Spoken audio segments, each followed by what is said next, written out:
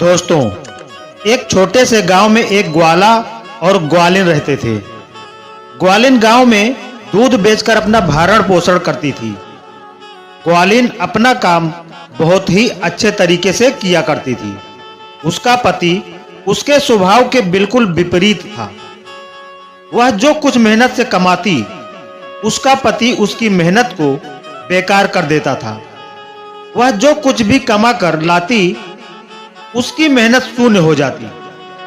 उसका पति एक आलसी व्यक्ति था। वह घर में कुछ काम धाम नहीं करता था। उसकी पत्नी गाय के लिए चारे और भूसे का इंतजाम करती। उसी के प्रताप से वह गाय खूब दूध देती थी। वह अपने पति के पास दूध बेचने के लिए दे देती थी। वह बाजार में जाकर दूध बेचता था। रास्ते में जब दूध बेचने जाता तो वह सोचता, आज तो मैं ज्यादा रुपए कमा लूंगा। वह आलसी होने के साथ साथ लालची भी था। वह उस दूध में पानी मिला देता। अगर उसे 400 रुपए मिलते तो वह आधे से ज्यादा जुए में उड़ा देता था। उसकी पत्नी उससे पूछती कि कितने रुपए कमाए। वह थोड़े रुपए ही अपनी पत्नी के हाथ में थमा देता। आधा पानी मिलाकर जब दूध बेचता तो वह मन ही मन खुश होता कि उसने ग्राहकों को आज उल्लू बनाया। इस तरह हर रोज वह ग्वाला अपने ग्राहकों को चूना लगाता रहता था। उसकी पत्नी अपने पति की इन्हीं आदतों से तंग आ गई थी। वह कई बार ग्वाले को कहती थी कि तुम भी मेरे साथ काम किया करो। उसकी बातों को वह ग्वाला कोई ना कोई बहाना बनाकर टाल दिया करता था। जब उसका ज्यादा दूध बिकता, थोड़ा खुश होता। अपने मन में सोचा करता कि पानी मिलाकर भी लोग उससे दूध खरीदते हैं। एक दिन उसने अपनी पत्नी को कहा कि तुम तो इतना गाढ़ा दूध बाजार में बेचती हो, तुम भी दूध में थोड़ा पानी मिलाकर दूध बेच दिया करो। उसकी पत्नी अपने पति को बोली कि हमें दूध में पानी नहीं मिलाना है। हमारे ग्राहक हम पर विश्वास कर हमसे दूध खरीदते हैं। हम भी अगर दूध में पानी मिलाकर बेचेंगे तो लोग हमसे दूध लेना बंद कर देंगे। उसका पति बोला, भाग्यवान, ईमानदार होना अच्छी बात नहीं। उसकी पत्नी बोली, आप कभी भी दूध में पानी मत मिलाना। ग्वाला अपनी पत्नी की तरफ देखकर चुप हो गया। उसने सोचा, मैं अपनी पत्नी को बता दूंगा कि मैं पानी मिलाता था तो वह मुझसे नाराज हो जाएगी। उसे कभी भी पता नहीं चलने दूंगा कि मैं दूध में पानी मिलाकर बाजार में बेचता हूं। कई बार दूध लेने वालों ने ग्वाले से शिकायत भी की, आजकल आपका दूध ठीक नहीं आ रहा है। तो ग्वाला कहता, आजकल घर का सारा काम मुझे ही करना पड़ता है। वह गांव वालों को झूठी कहता, मेरी पत्नी की तबीयत आजकल ठीक नहीं है, गाय की देखभाल ठीक प्रकार से नहीं कर पा रहा हूं, इसलिए आजकल आप लोगों को दूध भी ठीक नहीं मिल रहा है।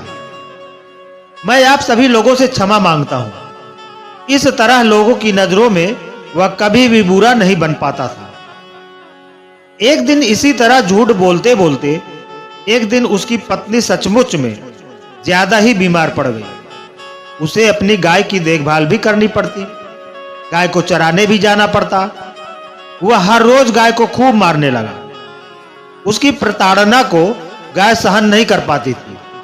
उस पर कभी टांग से प्रहार करती, कभी खूंटा तोड़कर भागने का प्रयास करती।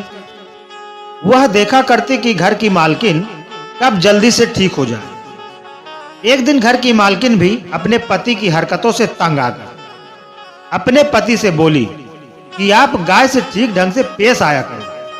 आपको इसे अपने घर का सदस्य समझना चाहिए। यह भी कोई मशीन नहीं है। तुम्हारे गुस्से वाले हाथों से यह परेशान आ चुकी है। इसी तरह चलता रहा तो देखना, एक दिन यह हमको छोड़कर भाग जाएगी। मैं उठने लायक होती तो उससे अच्छे ढंग से पेश आती। आप इसे जंगल में चराने ले जाया करो, उसके साथ नम्रतापूर्ण व्यवहार करो। ग्वाला अपनी पत्नी से बोला, ठीक है, मैं गाय के साथ नम्रता से पेश आऊंगा। उसकी पत्नी की हालत बहुत ही खराब हो गई थी। ग्वालिन ने अपने पति से कहा, मेरी दवाइयां बाजार से लेकर आ जाओ। वह अपनी पत्नी से बोला, ठीक है। वह दूध तो मिलावटी बेचता ही था, साथ ही साथ उसके दोस्तों ने उसे जुआ खेलना भी सिखा दिया। उसे जुए की लत लग चुकी थी। कभी कभी वह जुए में जीत भी जाता था, तो उसने सोचा क्यों ना मैं एक बार फिर जुआ खेलूंगा। जुआ खेलने में अपने दोस्तों के साथ बैठ गया। उस दिन उसकी किस्मत अच्छी होने से वह जुए में कुछ रुपए जीत गया। अपनी पत्नी की दवाई ले आया। उसकी पत्नी कुछ ठीक हो रही थी। उसने सोचा क्यों ना आज भी जुआ खेला जाए। इस बार जुए में जीत जाऊंगा तो मेरी पत्नी की दवाइयां भी इन्हीं रुपए से आ जाएगी और कुछ रुपए भी बच जाएंगे। वह जुए में सारे रुपए हार गया। उसने जो दवाइयों के रुपए थे वो भी गवा दिए। शाम को खाली हाथ आया।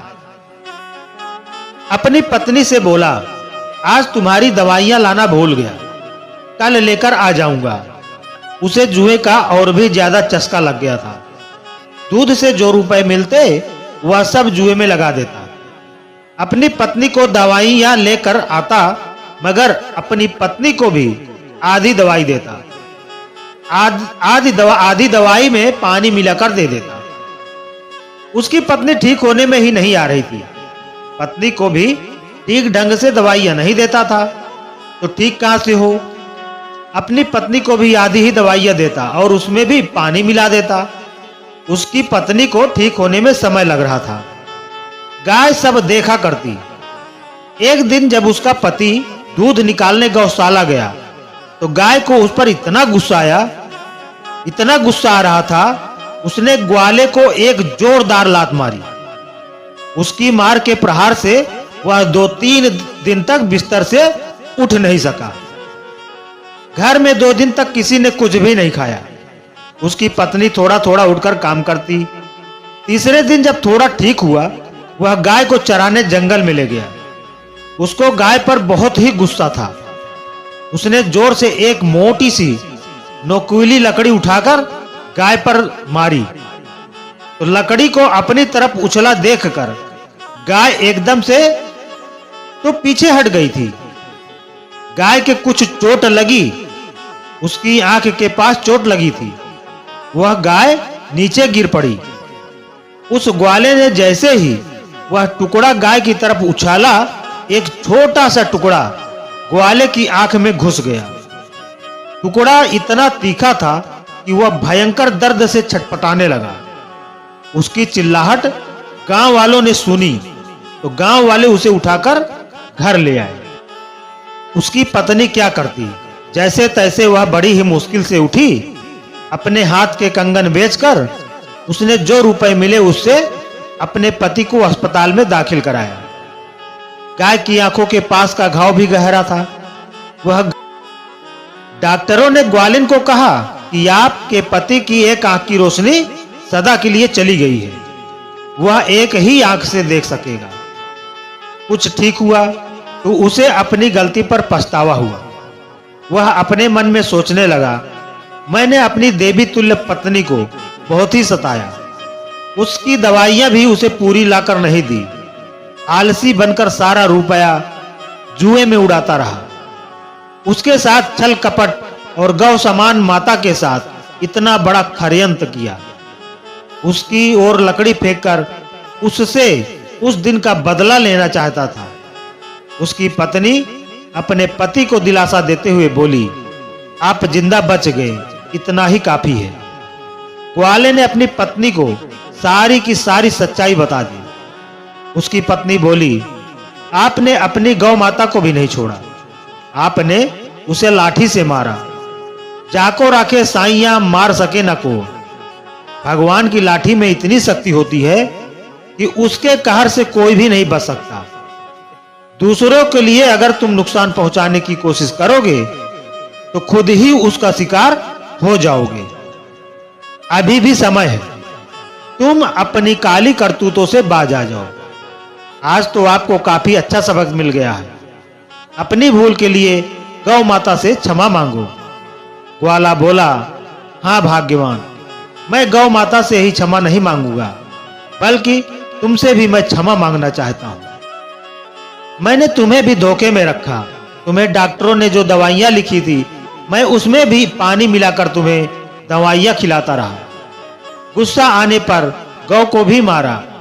दूध बेचने पर जो रुपए मिलते उससे जुआ खेलता, और जब हार जाता तब तुम्हारी दवाओं के लिए रुपए नहीं बचते, तब मैं ऐसा कदम उठाता। कृपया आज मुझे माफ कर दो। उसकी पत्नी बोली, पहले तुमको गौ माता के चरण स्पर्श कर उनसे अपनी गलतियों के लिए क्षमा याचना करनी चाहिए। मैं तुम्हें तभी माफ करूंगी जब आप गौ माता के चरणों को स्पर्श करेंगे, नहीं तो मैं भी इसी वक्त तुम्हें छोड़कर चली जाऊंगी। जब तुम्हें दिल से अपनी करनी पर पछतावा होगा, तभी मैं तुम्हें स्वीकारेंगे, वरना नहीं।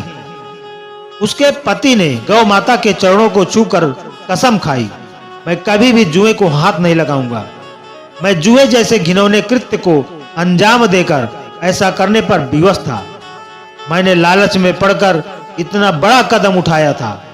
मुझे माफ कर दो। गौ माता उसकी तरफ देखकर उसके हाथ को चाट रही थी, मानो कह रही थी, तूने अपने पति पत्नी के पवित्र रिश्ते की लाज रख ली, अपनी पत्नी को सारी सच्चाई बता दी। मुझे अब तुमसे कोई गिला नहीं है। गौ माता ने उसे चाटना शुरू कर दिया। उसकी पत्नी मुस्कुराकर अपने पति से बोली, शाम का भूला हुआ अगर सुबह को घर वापस आ जाए तो उसे भूला नहीं कहते। तो दोस्तों, आपको यह कहानी कैसी लगी कमेंट करके जरूर बताएं। वीडियो को लाइक करके ज्यादा से ज्यादा शेयर करें, और अभी तक हमारे चैनल को सब्सक्राइब नहीं किया है, हमारे चैनल पर आप नए हैं तो हमारे चैनल को आप प्लीज सब्सक्राइब जरूर कर लें। धन्यवाद।